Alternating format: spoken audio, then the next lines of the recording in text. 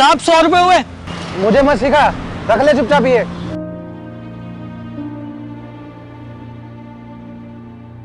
हाँ भाई, क्या रेट दी मूंगफली? साहब 160 रुपए किलो। चल 1 किलो मान दे चल।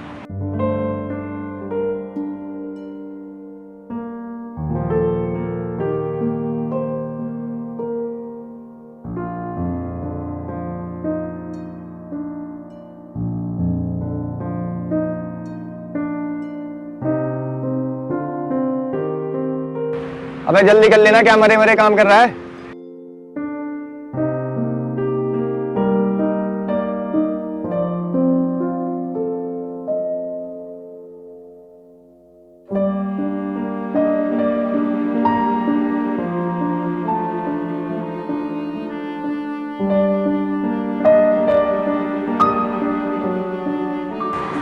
एक पन्नी नहीं थी क्या तेरे पास? ला क्यूआर दे। इस पे कर दो साहब। ये ले, हो गए 100 रुपए, चेक कर ले।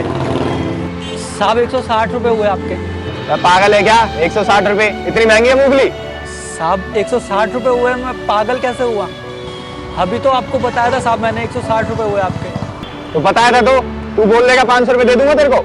यहाँ बैठा है ना, चुपचाप बैठा रहे, कर दिए 100 रुपए, खुश रहे उसमें। और सब पता है मुझे 80-80 रुपए किलो बिक रही है, तू रोड पे बैठा है और फिर भी 160 बिक रहा है। 100 रुपए कर दिए उसमें, ठीक है ना? बहवे मत करके दिखा मेरे को। साहब मान लिया कि 80 रुपए किलो मिलता है मंडी में, लेकिन मंडी से यहाँ तक लाने में कितना खर्चा लग जाता है आपको पता भी नहीं होगा।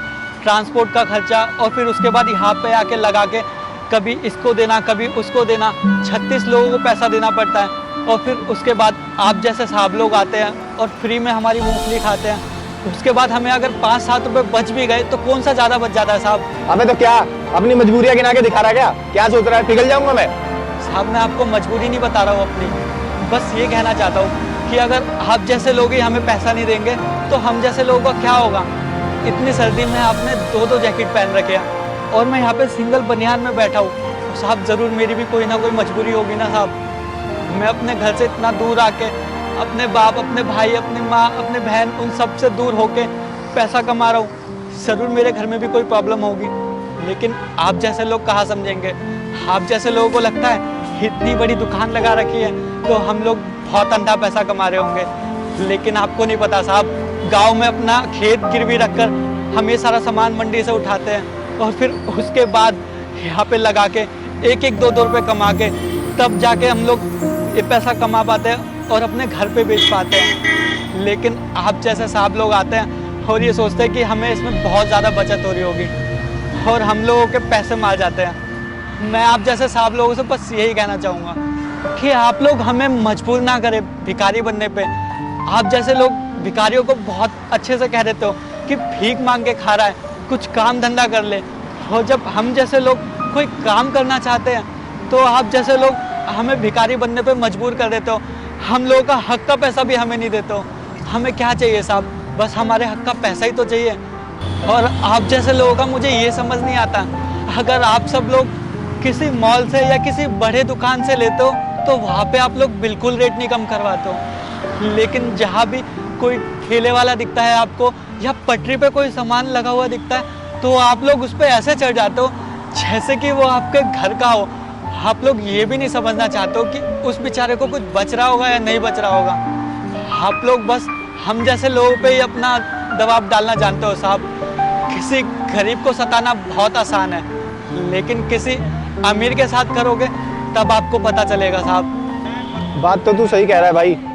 हम कभी भी मॉल या कभी बड़ी शॉप में जाते हैं ना तो भाई पता है वहाँ पर हम कभी मोल भाव नहीं करते, क्योंकि हमें पता है ये ना मार्केट में इसका फिक्स प्राइस है और हम ना तुम जैसों भी बस रोब जमा के दिखाते हैं कि इतना महंगा बेच रहा है। ये सब मुझे भाई समझ आ गया है। तू एक काम कर, अपना क्यूआर दे। ये लो साहब। और मैं तुझे ना 150 रुपए कर देता हूँ।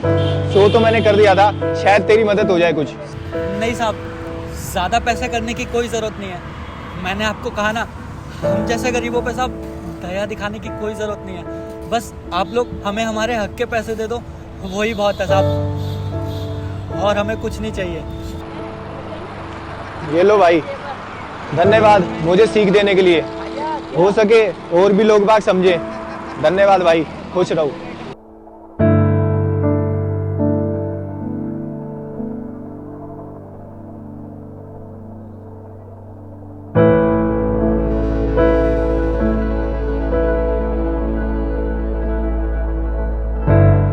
हमारे समाज की सबसे बड़ी यही दिक्कत है, बातें हर कोई करना चाहता है पर उन बातों पर अमल कोई नहीं करना चाहता।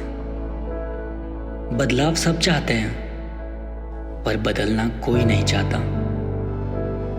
अगर आपको लगता है आपके बदलने से किसी की जिंदगी आसान हो सकती है तो बदलना ज़रूरी है।